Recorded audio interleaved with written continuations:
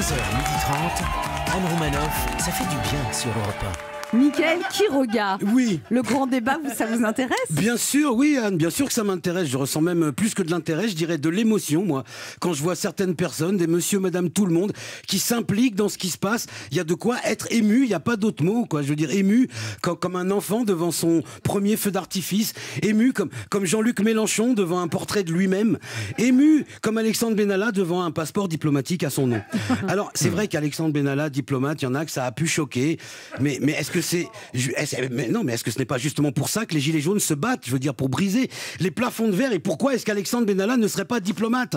Je veux dire, parce qu'il n'est pas du sérail, parce qu'il n'a pas la carte, parce qu'il n'a pas le brevet des collèges? Non, c'est tout le débat. Mais non, mais il a fait des études, hein. Oui, je sais, mais ça m'arrangeait pas pour la vanne. Ah bah oui, mais faut dire la vérité quand même. Il est bac plus 3 ou je sais pas. Ouais, moi je suis humoriste, je suis pas journaliste. Alors donc, débat qui continue ce soir d'ailleurs dans l'émission spéciale de Cyril Hanouna et de Marlène Schiappa, initiative déjà très critiquée. Vous avez entendu Christian Estrosi, bien sûr. Il a dit si le journal du Hard existait encore, Madame Schiappa irait. Moi, ça m'a choqué et j'ai deux questions. La première, c'est comment un élu de la République peut se permettre de parler comme ça? Et la deuxième, c'est comment est-ce que Christian Estrosi sait que le journal du Hard n'existe plus? C'est Cyril Hanouna qui animera le débat. Marlène Schiappa, elle, je le précise, ne servira que de médiatrice entre les Français et le président. Puis elle repartira avec 7 propositions des Français qu'elle soumettra au gouvernement parce que, bon, apparemment, le gouvernement n'a pas la télé.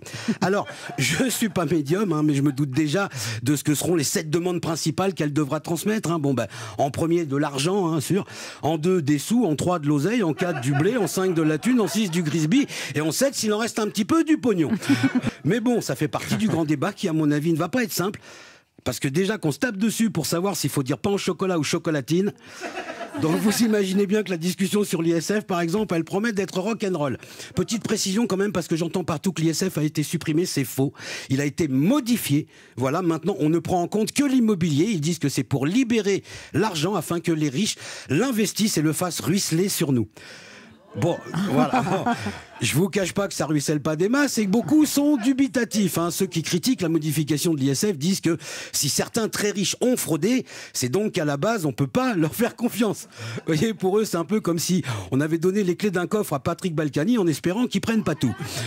A priori, ce sera un débat élargi puisque certains politiques se sont même débrouillés pour faire surgir leurs propres revendications au milieu de celles des Gilets jaunes, comme l'immigration, par exemple. Alors pour ceux qui ont un problème avec les migrants, pour ceux que le problème des migrants inquiète, moi j'ai une idée. Parce que un migrant, c'est quoi? C'est un étranger.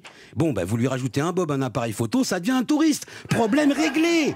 Comme quoi, parfois, en se creusant un petit peu la tête, on peut trouver des solutions simples à des problèmes compliqués. En tout cas, moi, l'émission de Cyril Hanouna et de Marlène Schiappa, ce soir, je vais la regarder, ne serait-ce que pour voir en quoi il va nous la déguiser.